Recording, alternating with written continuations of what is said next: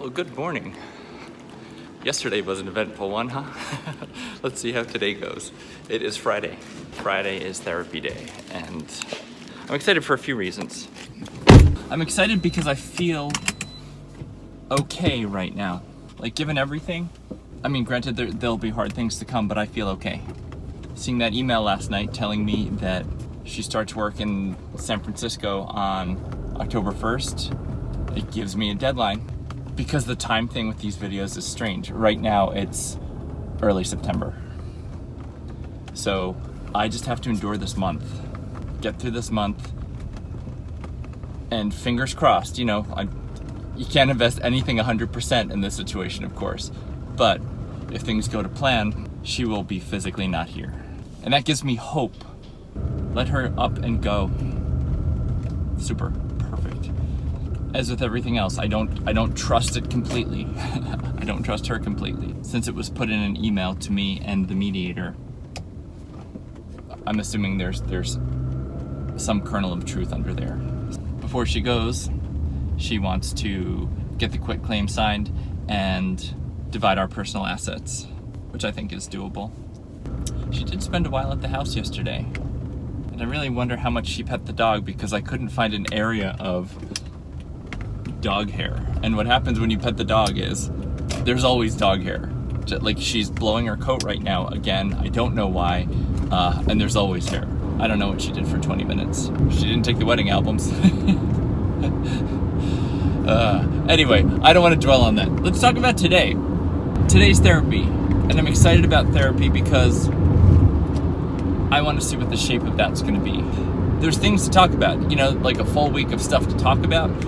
But what I like about her is I like laying out how I think things are and how I feel, and then she is someone who knows me and has really helped me through this process, can sort of ask the right questions to help me sort of process a little bit more deeply.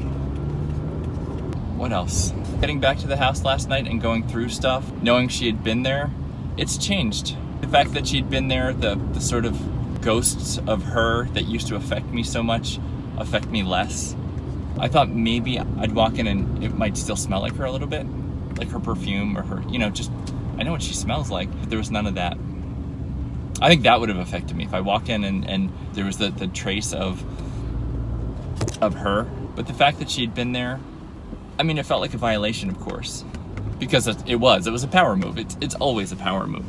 If I do something she doesn't like, she does some sort of power move back. She's done it many times during this breakup. I sent a counteroffer that upset her. She comes into the house when I'm not there. She comes into the house when I'm at the barn, when I'm at my special place, the place where I feel okay. She goes into the house. How did she know to go into the house? Because her boyfriend, who's a spy at the barn, told her that she could go into the house. I get the mechanics of it. It's not very sophisticated. It's pathetic. I don't know if this will make the video or not, but I was at the barn last night and, I was cleaning up my stuff, and then, like, a newer woman who was there, she has a horse named Squid.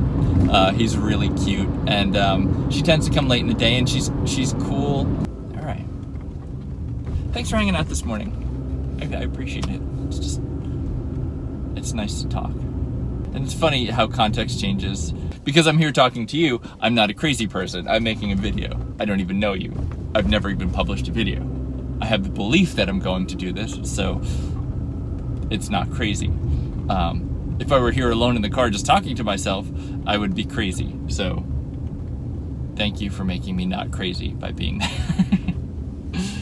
I'll see you later. Have a super day.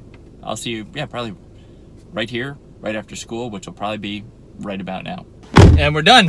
And a costume change. All right, I have students all around, so I'm gonna put this away and set up the thing and go to therapy. I'll see you in a bit. It was a good day. A safety test day is never the funnest day teaching because you're giving safety tests. Go into the test and I talk about how serious they are and how serious I take safety and, how I take it personally if students get hurt and, on and on. Like, I try really hard. And I said, if you cheat, if you do anything that looks like cheating, I'm gonna take your test, rip it up and throw it away. I said I'm gonna give her a referral, and 3 minutes into the test, this kid is looking at another kid's page talking, and I have to make good on my threat. You know, he's been sort of trying my patience all week. He's a challenge, you know, but I took his thing and I ripped it up, and he just kind of like sat there and blinked. And then when I came back, he was like reading a graphic novel, and I was like, well, all right. I'm not used to being mean like that. You know, I don't like being mean like that. You know, normally the threat is good enough. Like, hey, don't do this. Don't make me have to do this. And he did it. So I did it. And then as a kid was turning in his test, he had circled things on his Scantron. And he was like, the reason he was talking was because I was circling things and he was telling me not to circle them.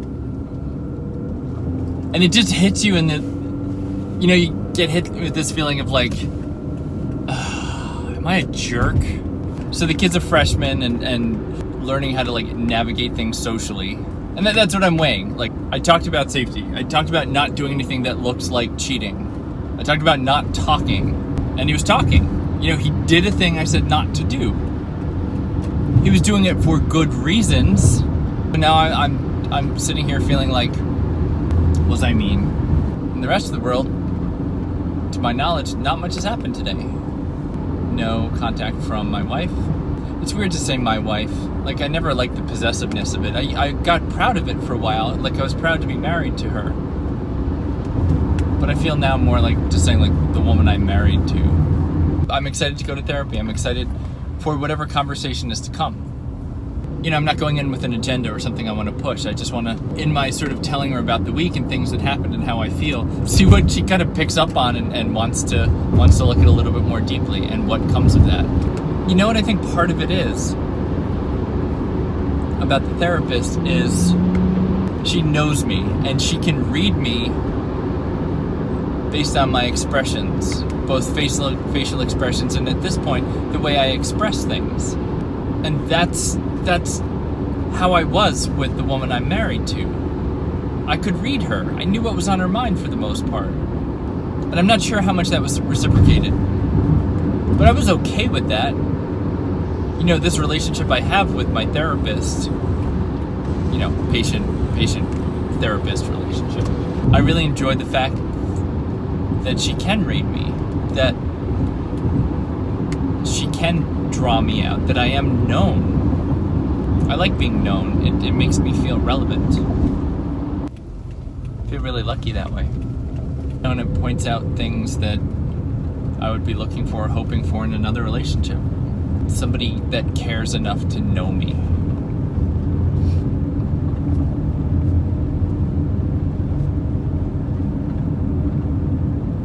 Yeah.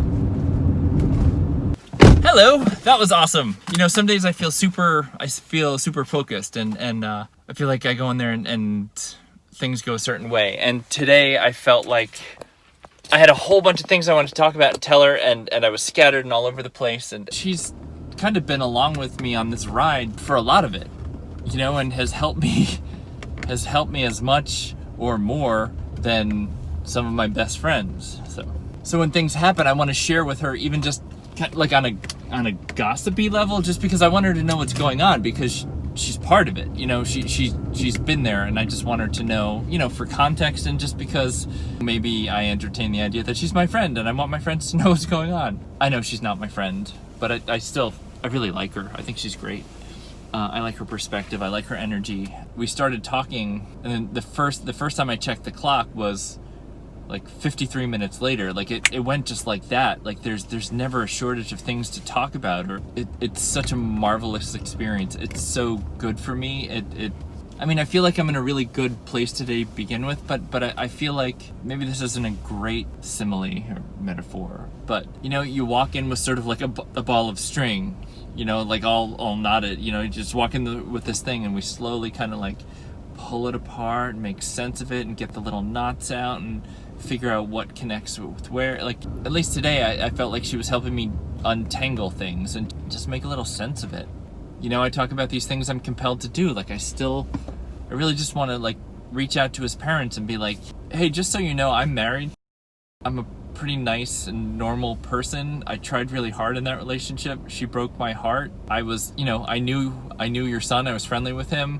I'm friends with his ex-girlfriend, who you know and whose stuff you like on Facebook. Like, I'm a real person. I don't know how I've been cast or how the story's been told, but I just want to be known. She suggested that maybe that's my self-critic just being like, hey, you have a lot of pain from basically what the woman I'm married to did was, in a social media sense, she drew a line in the sand, when she broke up with me, and anything from before she got together with her boyfriend, she deleted. She just bleached her history. It's all gone. On Facebook, on Instagram. And that's very painful for me. That hurts a lot. That fear of missing out feeling, or like it's like being left behind. It's like my history wasn't important enough, or I'm so ashamed of my history that I'm just gonna delete all of it and start fresh. And that's painful when me, as part of her history, didn't do anything wrong, tried really, really hard, and has tried to be decent through this process. And I've just been deleted. All our trips deleted, all our wedding photos deleted, our past deleted.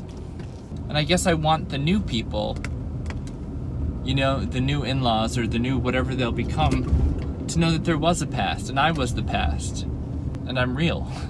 And I have a phone number and an email address, and they're welcome to contact me if they want to talk about things or have questions or doubts.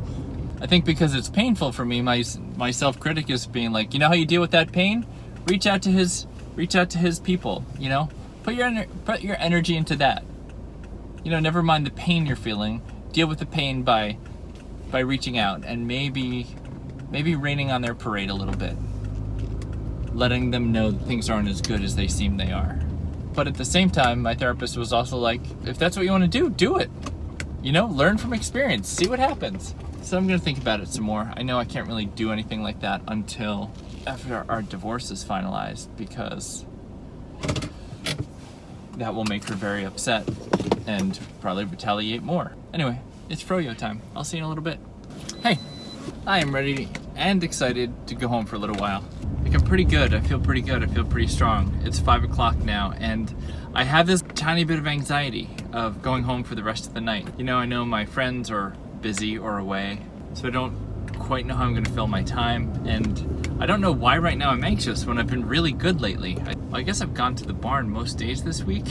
I feel this sort of draw to go there. That was one of the things I wanted to tell you. So today during class, somebody played a song, and I called out what it was really, really quickly. And they're like, whoa, you got that quick. And I was like, well, yeah, I used to be really good at that. I worked at a music store, in the pre-Shazam days, and people would come in and sing you little songs, and you'd have to guess what song they were singing so they could buy that thing. And they're like, yeah. So one of my students, he took his phone out, but it was all 80s music. It was, aside from a couple like Kings of Leon, it was all 80s, and it was the most recognizable tunes. But he'd play a track and I'd get it, in a couple seconds, because every song from them is so distinctly different. Walking on Sunshine, and Wake Me Up Before You Go, and Careless Whisper, and I was just knocking them down, and it just felt good, because it was like you picked my perfect genre and then challenged me to recognize this music by their opening. It literally is my wheelhouse. It's the thing I'm best at, is naming 80s tunes from a couple notes. So it was fun. We knocked through, 40 or 50 tracks, and they were just like, whoa! And I got maybe 80%. There's a couple that I got wrong, but for the most part, yeah, it was pretty darn fun. Yeah, the things we talked about at therapy today are just kind of a slow wash. At one point I said out loud,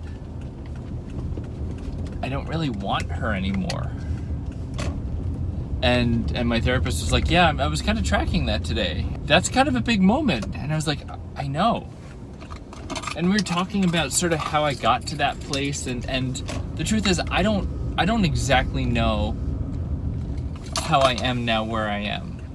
And I can attribute it to her consistency and being distant and unkind, which sounds terrible, but in the healing process I'm actually grateful. I don't want to be in the position I'm in. it has been consistently awful. You know, she really hasn't waffled too much in her awfulness. You know, the fact that we passed the 6-month mark and me being pretty sentimental and pretty into anniversaries and holidays, I think 6 months felt like a big marker of time. Still look for the white car. Damn, I will be happy when that's not an option or a thing, because, well, hi, I'm going out to do a few errands tonight. I watched the sunset from the balcony of my condo because, well, there's a finite number of those left, and I really love the sunset from my balcony, so why not? I had a couple phone calls where I got to, with some amount of glee, tell people that her first day of work in San Francisco is October 1st. She's leaving. And I'm so happy. It's so weird to say, but I am. I'm delighted. I'm so pleased that there's at least an end to her physical presence in sight. I don't think she and I will be divorced by the time she's done, but that's up to her, you know? If she wants to sign the offer, we can be done. I did see on the call records today that she phoned the attorney that the mediator suggested, so I don't think she's planning on calling it quits. I am kind of annoyed. I'm really annoyed that the mediator gave her an attorney reference. It doesn't seem fair or appropriate. When I had to get an attorney, I had to figure it out. I had to find somebody. I had to go meet with people and vet them. And she just had our mediator give her a suggestion based on my guy. It feels so typically her just getting her way. Like, she's smart and confident until she's weak, and then people take care of her because, so she's like, I need an attorney reference. Boom. So she took care of her because she was afraid she might do something rash. I'm going to set a game for myself. I'm going to see if I can get in and out of Ikea in 20 minutes. From the time I enter the door, go upstairs, walk all the way around, downstairs, walk all the way around and get out, 20 minutes. Think I can do it? I don't know. If I can pull that off, then I can go to Costco for 20 minutes, which is all the time I need. Then I can go to the mall for, I don't know, 20 minutes. It's pushing it. Trying to do too much, but we shall see. And maybe you're thinking, hey, aren't you a furniture maker? Why don't you just make your own dresser? One, because I don't want to make a crappy dresser, so the materials would cost more than it would cost to buy something. And two, I just don't have time to make a whole dresser right now. Yeah, I just, you know, it's a lot of work and wood, and I just need a dresser now. So yeah, maybe in the future, but right now we just got to buy a dresser and be done. All right, put 20 minutes on the clock. Let's see how we do.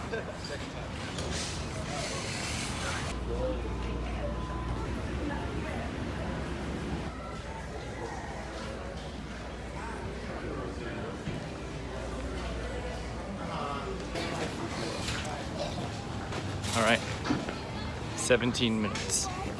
In 17 minutes, I found a mattress, I found 2 options for dressers, and I looked at other stuff. But the mattress, I wasn't expecting the mattress. I tried like 3 or 4 different beds, and I was like, oh, these suck. And then I laid down on one, I was like, oh, hey now, wow. So if I need a mattress.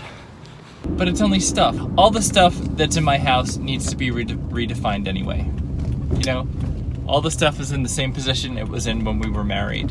We're working on not being married, so all the stuff is gonna need to come out and get distributed and figured out. It will all be recontextualized. The hardest stuff will be the stuff given specifically as wedding celebratory things, like wedding plates and vases that were specifically for our wedding. It was kind of fun just to walk around and imagine, like, you know, if I had lots of dollars, what pan would I buy? What mixer would I buy? Like, how would I move my life forward? What happens now? 10 after 9. I don't exactly know. I'll see you in a little bit. If not, I will see you tomorrow. Have a super night.